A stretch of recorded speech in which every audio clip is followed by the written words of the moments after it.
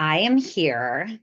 Are we recording? I am here with Rabbi Stacy Friedman, our beloved rabbi from Congregation Shalom. And thank you, first of all, for coming. I wanted to ask you a few questions, Rabbi Stacy. I think like a lot of what my book is about is a search for meaning and a search for freedom from struggle. And I think that the book is it's not about me, it's about the story that I've lived is and the posing of the questions to other people is stirring up a lot of the same questions for other people.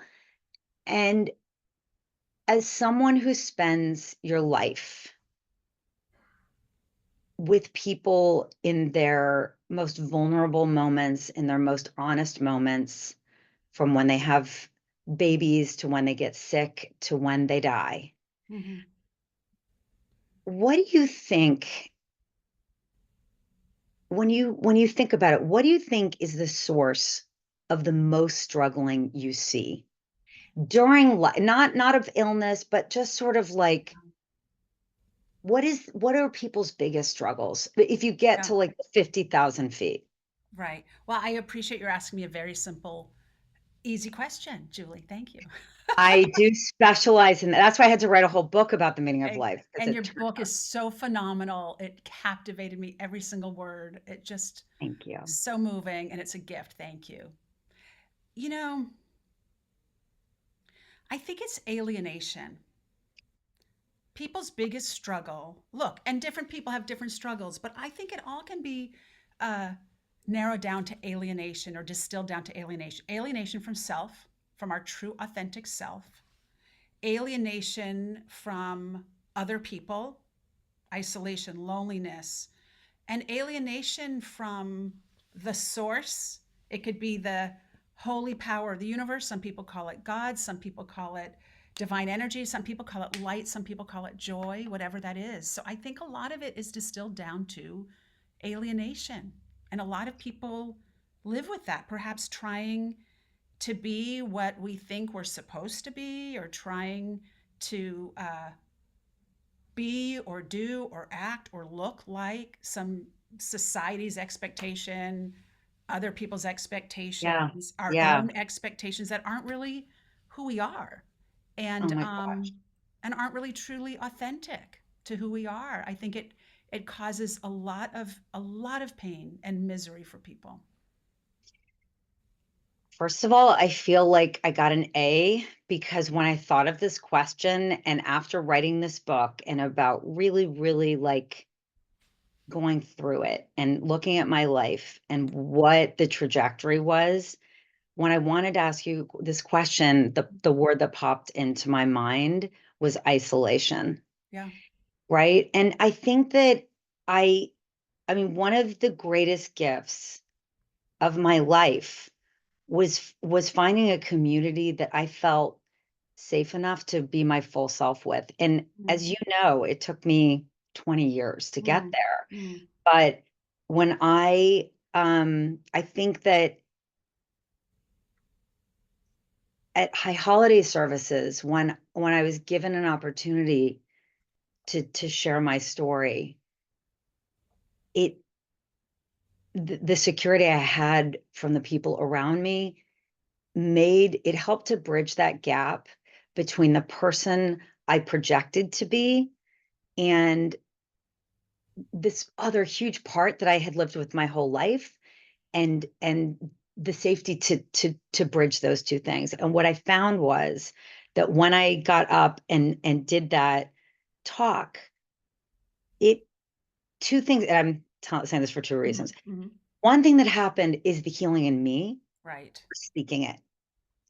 The other thing that happened was the flooding of connection once I had of all the other people who looked like me, i.e., great life, has it all, all Right. these Right. things, and saying thank you for just being real. So it seems like a lot of it too, and I'm wondering, is what you see is that it's social media. It's just like what you were saying. It's like there are all these ways that we are supposed to fit in and brand ourselves. And so when you think of the people struggling and when you help people to break through, and this is another Mhm, really hard question, mhm. but what do you think it takes for people? Like like for Right, me, what it took was finding a community where I felt safe enough to be my whole self and then doing what I needed to do to publicly do it. For me, that was writing a book. But right, what about that's not, what when you see people go from right, struggle to freedom, right. what does it You know, usually take? it's interesting because and you've done it so beautifully, and also by the modeling you enable others, and that's why we've worked so hard over these past 10 years to work to create a community where people can bring their full selves, their real selves. That's why we Right, call our mental health initiative real. And right, it was so important. And it was hard for me as the community to come up and tell my personal dark story and cry. And for me, that opened up so much. And I think, uh, obviously, for other people. And I think also you did use the word isolation, and I do think that isolation is a subset Mm. of Oh, totally. right, is a Of subset of alienation. alienation, Oh, 100%. because you can be in a room of a lot of people who love Right, you and whom you love and feel right. completely alienated. You can. No, We've all and, we've and all been there. actually, and actually, isn't that the most alienating there is to be in Exactly. a room with I, people I who are think supposed anybody, to know right. you but don't? Yeah. I think anybody who's ever been a teenager knows what that feels like when we're trying to figure out ourselves. There's this great midrash, I'm sure you've heard, Julie, about a man named Zusia, and he's very anxious. He's very nervous and has a lot of anxiety. What happens when I die and I go to the pearly gates and I have nothing to show for my life, for myself, Right, for my life? right, And when I'm at the pearly gates or whatever the gates look like, I'd rather than be diamond encrusted. But when I get to those gates and God says, what did you accomplish? What did you do? Whatever. And Zusia says, like, I wasn't like Moses. I didn't do all these great things in my life. I didn't do enough. right, And God will look at this man named Zusia and said, you know, I I don't want you to be Moses. I want you to be Zusia.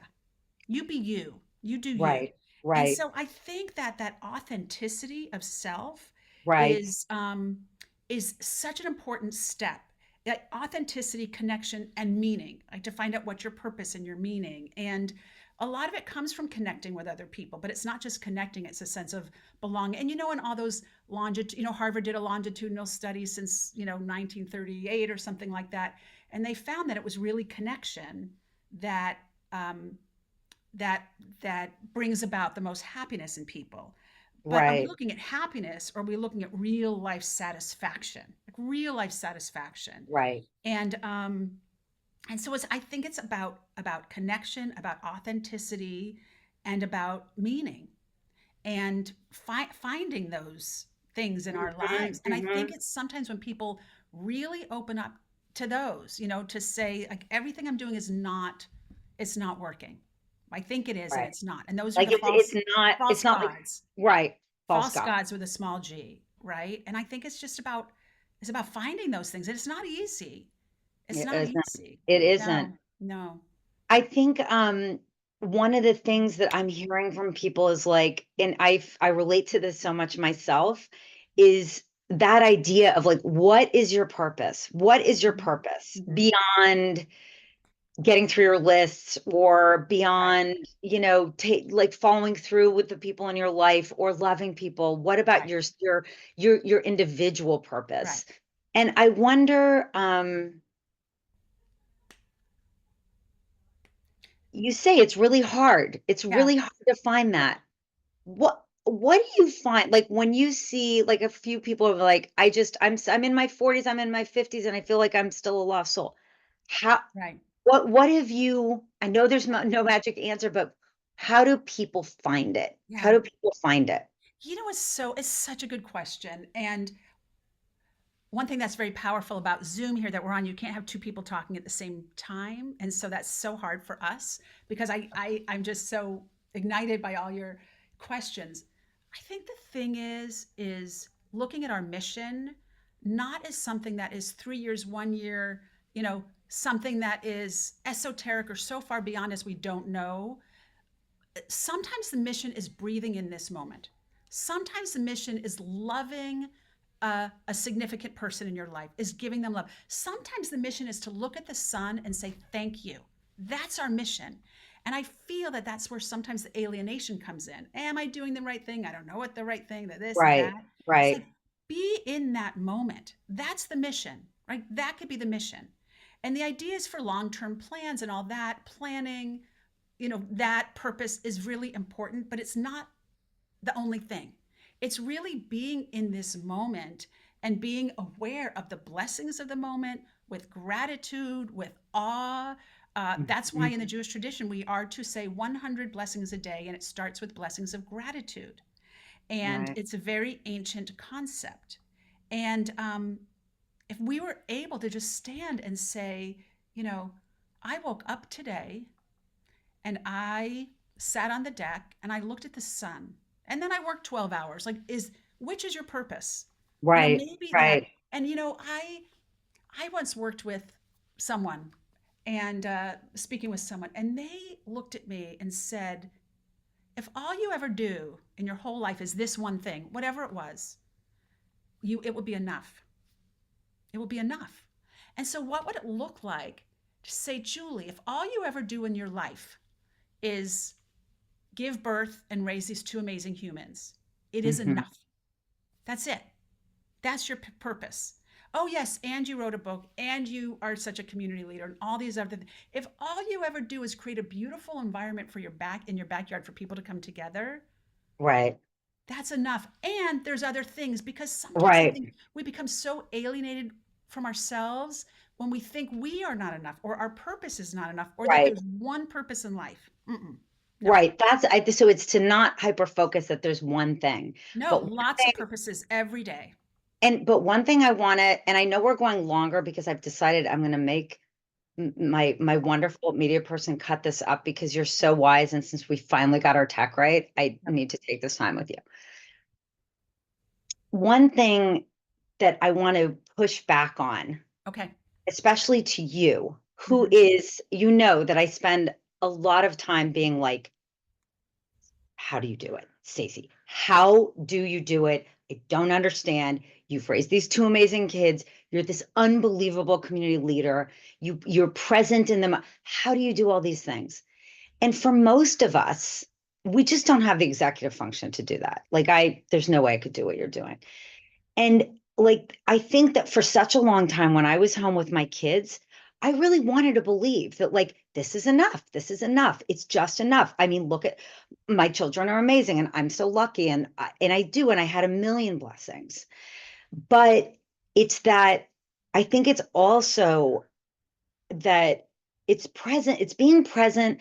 But I think in our society, especially for women, there isn't a lot of messaging around you really do that you as a human being have something to do with your Hmm. own self-actualization Absolutely. that will end up connecting to something bigger than yourself, not just like getting your manicure and figuring out how to get your skincare, but something that really is like drives you.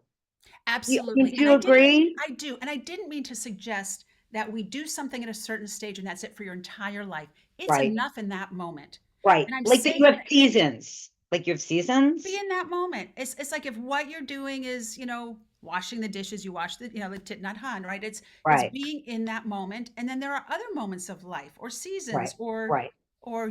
ebbs and flows. And we're Right. we're in that. The Pirkei Avot says, who is happy, or who is rich? Eza hu ashir, who is rich, the one who is samech bechelko, the one who is happy with her lot or his lot. Yes, And so yes. it doesn't mean we should be happy if we're in misery and all of those things, but it means to accept in the moment where we are, because again it goes back to the alienation, that if we try to be other, like where is the joy, where's the gratitude in a certain moment? Like there was a man in our community who has a terrible diagnosis, and even he's able to wake up and find some moment of gratitude. Right, And right. I think about that when I have a hangnail and I'm upset, and I think, okay, Yes. I think I could find some Right, gratitude in right, this. And right. and Yeah, and at the end of the day, because I know you were also kind of thinking about when we look back at a life, what Yeah, gives like us the meaning, what do meaning. we regret, Right. and all What that. right. And No, in those moments when you're with people who are dying, like what are the biggest regrets and what are yeah, the things that at the end of the day that yeah, people say to you that has brought them the most fulfillment and meaning? yeah. I mean, and this goes back to also what gives us the most meaning, right? When we look at Yeah. the end.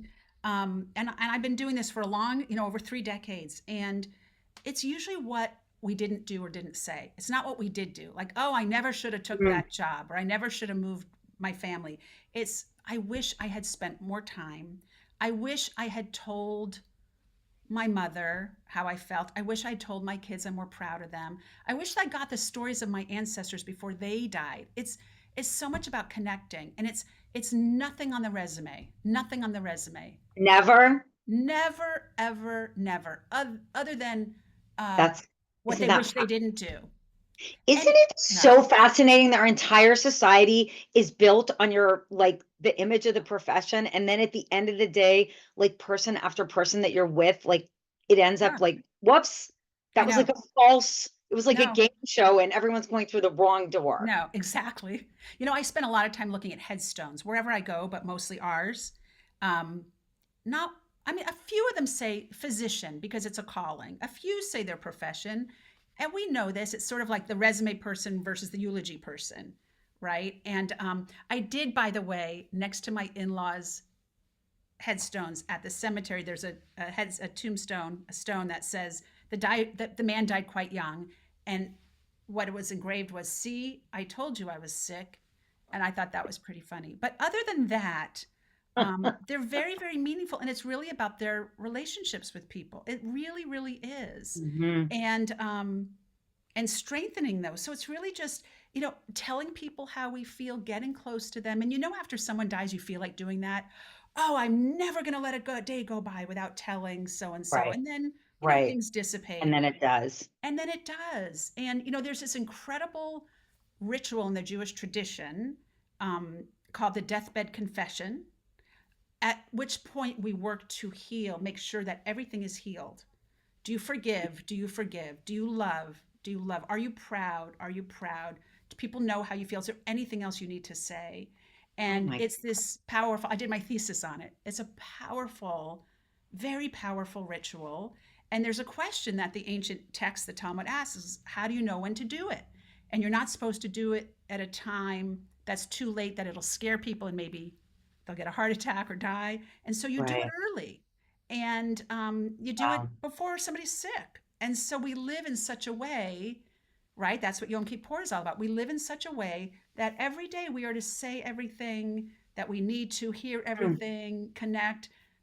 And obviously, we don't all live that way because we've got to vacuum the floor and earn the money and all the rest of the things. But really, that's the essence of life. That's it.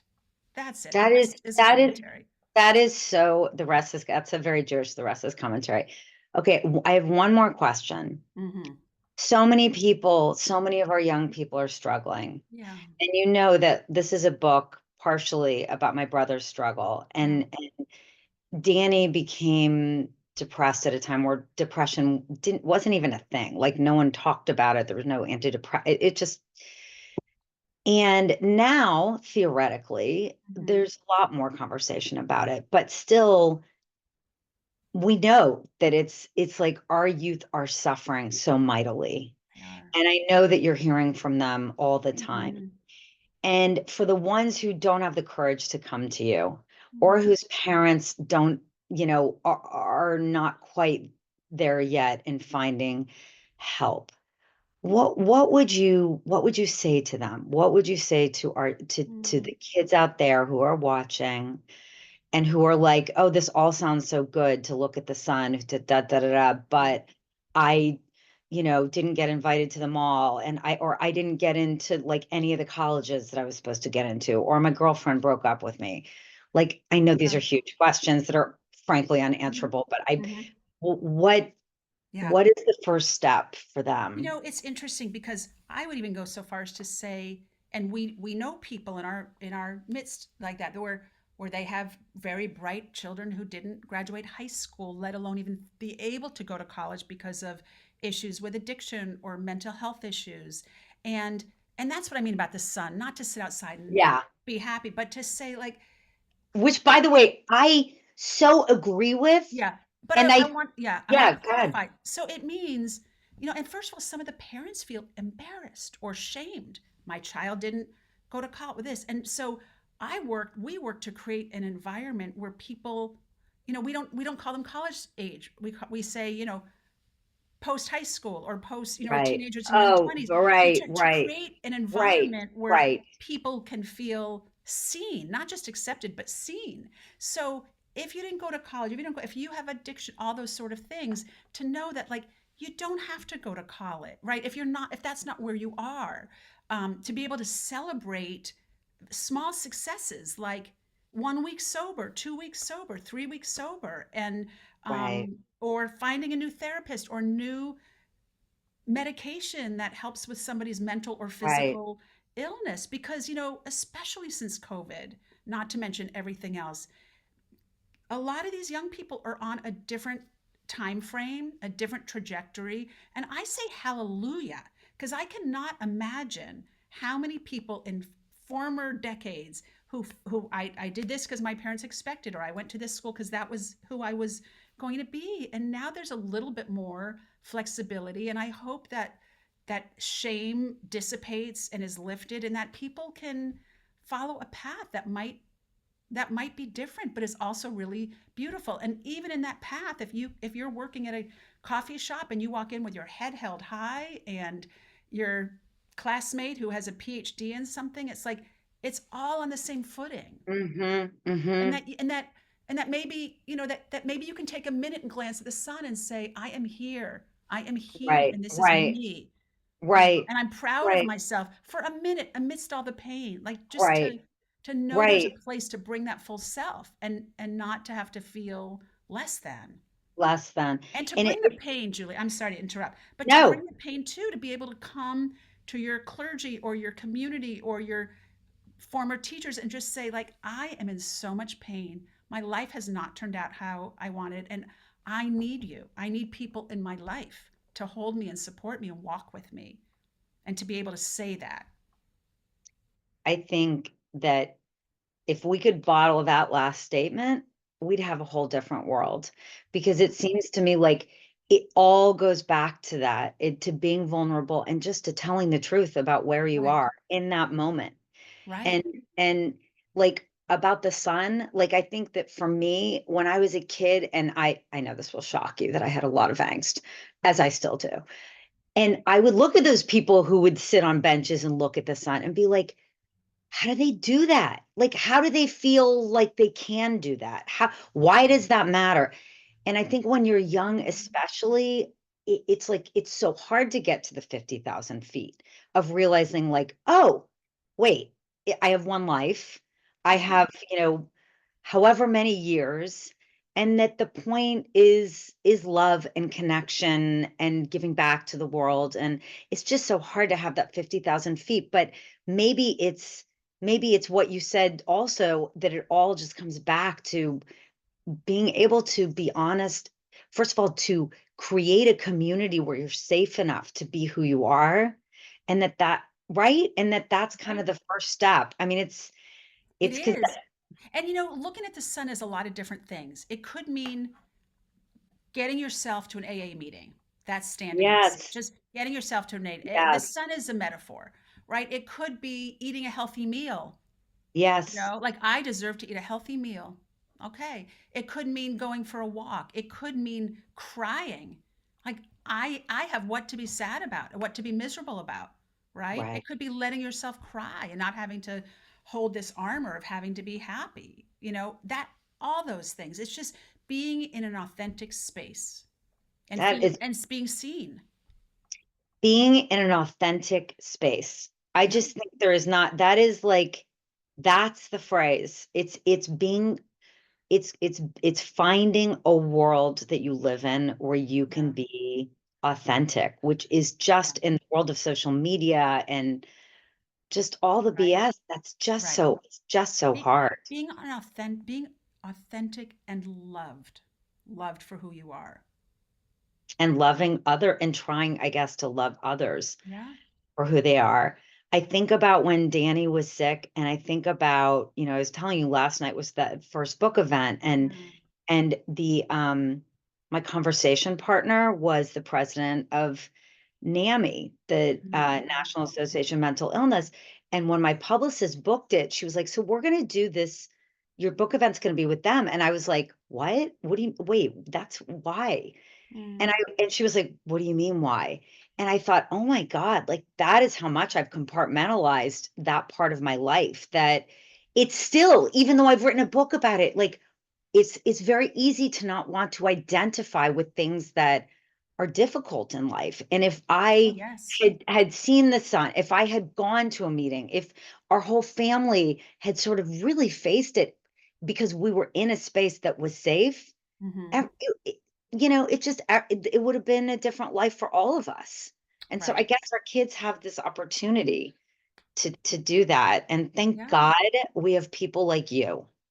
Thank you. And thank God we have people like you, Julie, through your amazing book and also about Jesse and showing other young people like, who are going through painful situations and all that about how you navigate that. It's really, really hard. And it's not being Pollyanna or saying, okay, look at their life or whatever. No, nobody. There is not a person who does not suffer. And I see that sometimes I'm surprised. People who you think, Right. so shiny. And it's like, okay, they're human too. They have crap too. They are human too. Thank God. Thank God. Thank God. It's as if we could wear like a paper and say, you know what, I, I this or I that. I'm actually broke. We live on credit.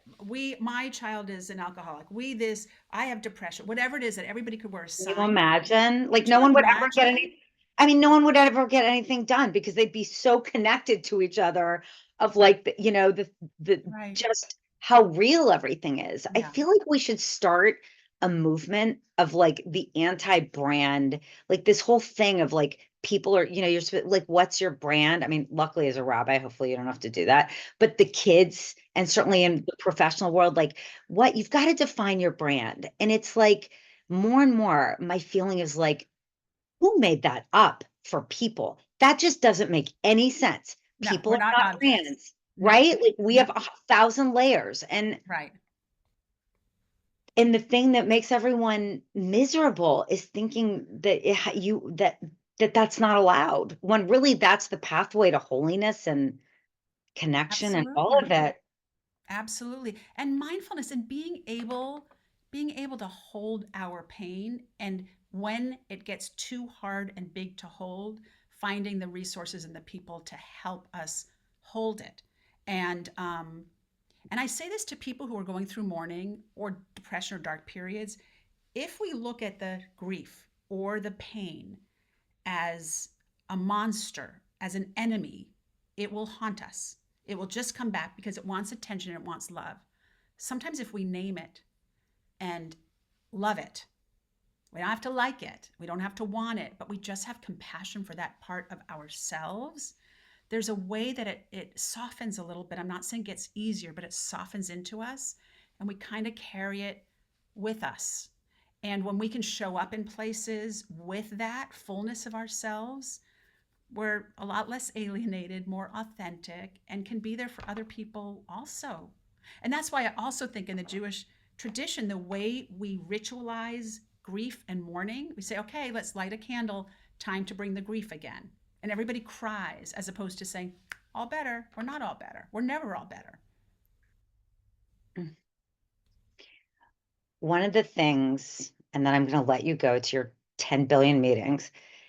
One of the things I think about is the fact that I I'm Jewish and we grew up conservative, and we didn't synagogue was nothing. I mean, it was like a place where you had to get an outfit twice a year. Mm-hmm. And I never could have imagined that I would be part of a synagogue community as an Wow. adult. It just Mm-hmm. didn't. And I think to myself, how much it's changed my life and all the people around me that the people who are in part of a spiritual community, whether it's whatever the religion is, but the people who make that part of their life Hmm. have like a blueprint and an infrastructure to be authentic. Yeah. And so anyway, I I just want to go ahead. I'm sorry, you go. No, I just want to thank you because I think that anyone who listens to this, first of all, they're going to all be like, okay, the people who are having issues with Jews are going to be like, wait, what? Maybe I'm wrong. The people who are conflicted Jews are going to be like, get me to that place because wow, could I use some of that? And then I think, gosh, I hope people hear this because to me, to hear you and to hear like our other leaders that people I'm interviewing and the wisdom, it's like there's nowhere else. I don't know where else people are getting that kind of 50,000 feet Yeah. view. So thank you. And what were you going to say? And then we're hanging I out. was going to say it's redemptive. It's redemptive. And there are also people, even within this community, who feel not quite connected or alienated or whatever. So I would say to people who can't find that place for yourself is to open yourself and bring your vulnerability and say, it's just, I need help. I need help making this work. And that could be in a religious setting, it could be in your family, it could be with a friend group, it could be on a sports team, it could be with coworkers. Is to know like that real connection and sense of belonging is so human. It's so human and it's so holy. And to trust it, trust that need. You are a holy person. And thank you. Thank you. I'm just What a on joy. behalf Thank of you. everybody who is lucky enough to be in your life and help us find our way. Thank you so much. And we will talk again. Thank you, Julie, for everything. Okay, lots of love. Bye.